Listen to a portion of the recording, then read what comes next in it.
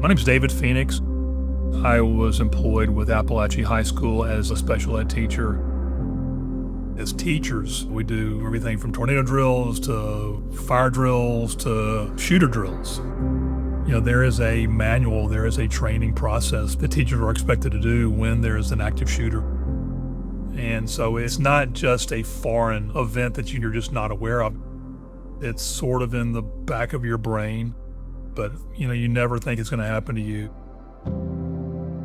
It was September 4th, and I was working with a lady named Valerie Lancaster. We got about, I bet it was maybe halfway to 2/3 of the way through the class, and I heard a banging outside the door. When I opened the door, I see a young man holding an AR-type rifle, and he turns and starts firing. I kind of dive back in the classroom, and in the process, get hit in the hip and get hit in the foot. And Miss Lancaster, she grabs a dry erase rag and shoves it in my hip and just tries to suppress the bleeding. You can't really look down and see anything, but I did know that basically, look, I'm not going to be able to get back up on my knees and walk out of here. That's not going to happen. Paramedics get there and they tagged me as fairly critical, and they got me out of there and took me to Piedmont Athens. So I think September 4th kind of started like any other day for the emergency room.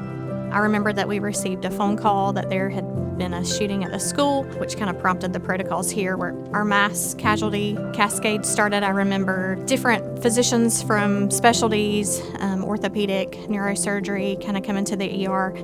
I remember looking down the hallway and literally there were groups just ready to roll into action. When we have patients come in with ballistic trauma and gunshot wounds, the injuries can be quite significant that aren't necessarily seen externally. We're dealing with a lot of unknowns at times and a lot of very significant injuries, and it requires that coordinated effort. It did seem like that everybody kind of had a job. We weren't catching them by surprise. Whatever walked through that door, they were going to be able to handle. Just having a capable trauma team that were literally minutes from the school made a huge difference. Being at Piedmont Athens was one of the best things that could have happened on that day. They made a negative experience just turn out in a very positive way.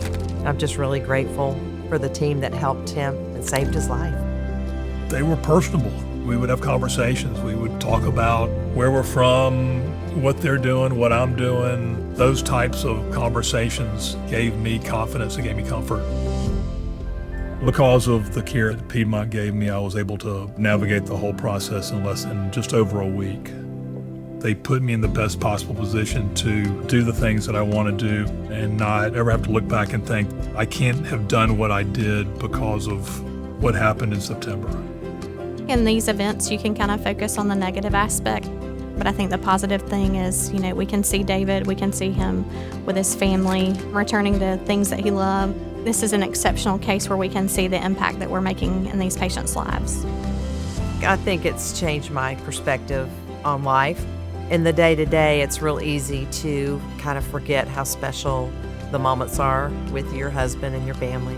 We're just really thankful and grateful for each other and the small moments that we can share together. Family's number one.